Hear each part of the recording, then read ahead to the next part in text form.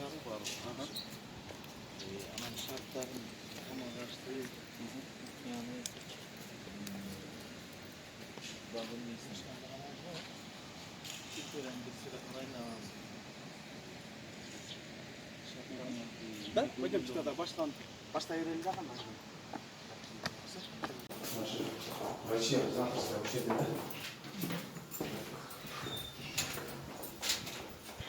Kardeşlerim anlatacak. Осталось кабинет. Врач у нас на полставки. Сейчас в чакру просто. Да. Cuma'sına приходим на Ричардеркрам. Полставка подожди, да? Сколько раз приходим? Каждый день на полставки же. Да, на полдня.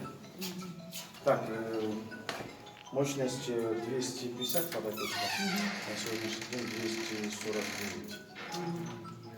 Почти полдня. Азыр жаңы министерстводан чалды, аноним дагы бир подопечный киребиз деп. Ошо мен полный заполнится 250 будет. Доллар көчөп бүгүн 4 подопечныйыбызды Чыңгыргулга жөнөттүк с утра.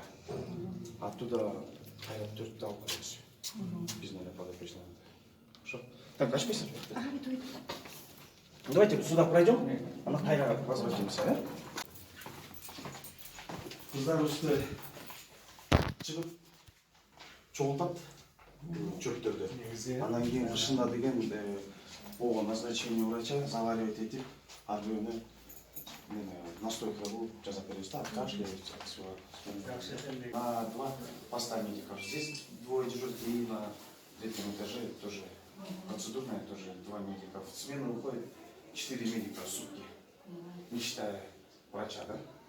Мебель когда вы давали последний раз? Мебель не выдавали. Не выдавали. Нет, такого у нас нет в памяти. Лекарства все обновляется, да?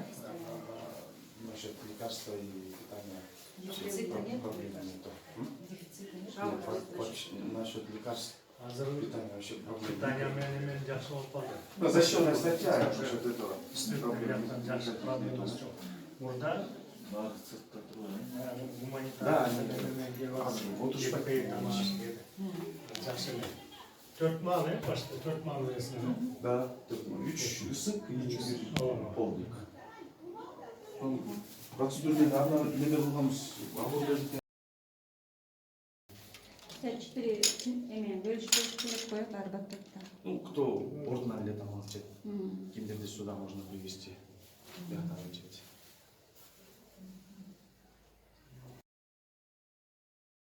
Сегодняшнего посещения – это посмотреть на улучшение или изменение условий содержания подопечных женщин в Аксуйском психоневрологическом диспансере и посмотреть на то, что изменилось с момента последнего нашего посещения.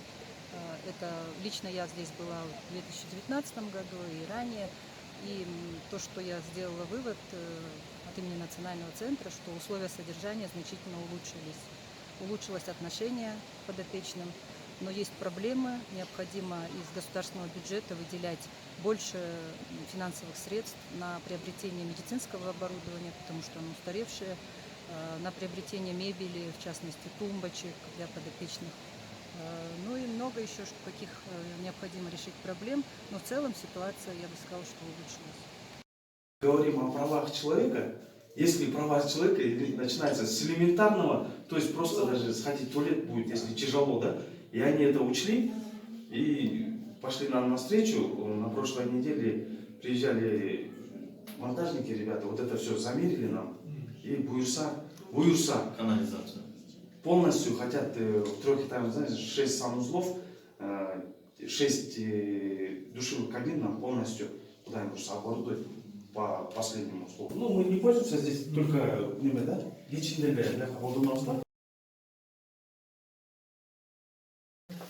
Здесь у нас каждый вечер проходит подмывание. Вот это тоже полностью договорились о том, что сделать четко куда-нибудь евроремонт. Хорошо, действительно. Мы вот в тот раз говорили, что должны быть подписаны полотенца индивидуально на каждого. Здесь Все замечания учитываем и выполняем. Вот мочалках, на мочалках тоже у каждого поименно. Да, то есть нет такого брюнка, такого не пользуется.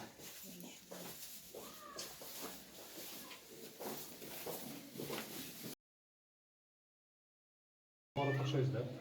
Екен да, мебельде эми 1-2 жылдык деп коет экен и алып бербейт экен да. А кто хочет помочь, он хочет помочь нормально, лет так на 10, да, чтобы было видно.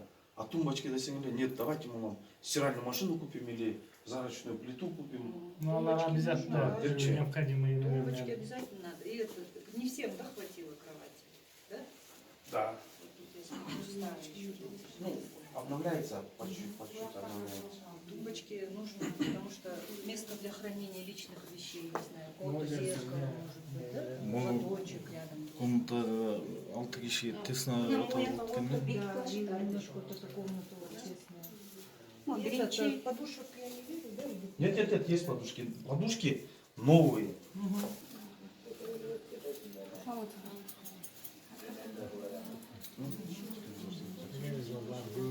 Сарыбаев Тынчтыкбек, биз өзүбүз бул мекемени бат-бат текшерип турабыз. Бул жолкусу өзгөчөлүгү ушу чечим кабыл алчу адамдарды кошо ичте келип, ушул жерди көйгөйлөр болсо жеринен билели деген максат болчу. Албетте бул жерде шарт салыштырмалуу башка мекемелерге караганда кыйла жакшы, бирок көйгөйлөр да бар. Бул жерде көйгөйлөрдүн эң негизгиси ушул 250дөй мүмкүнчүлүгү чектелген айымдар жашайт бул жерде, өмүр бою жашайт. Анан эң эле негизги көйгөй ушу ажаткана. Ушу корпустун ичиндеги ажатканалар иштебейт, себеби канализация, саркынды суулар кетчү маселе бул жерде өтө чоң көйгөй жаратат. Бул маселени бул мекеме өзү күчү менен чече албайт, себеби бул маселе ушул жалпы эле айылдын көйгөйү. Анан ошого карабай бул мекеменин жетекчилиги бул маселени чечкенге аябай чоң аракеттерди кылып атыптыр. Каша беребиз, бүгүн каша овсяная болду, чай с молоком, сливочное масло, хлеб, сладкий, да, чай. А түшкүсү болсо, гуляш, гречка, суп бериши.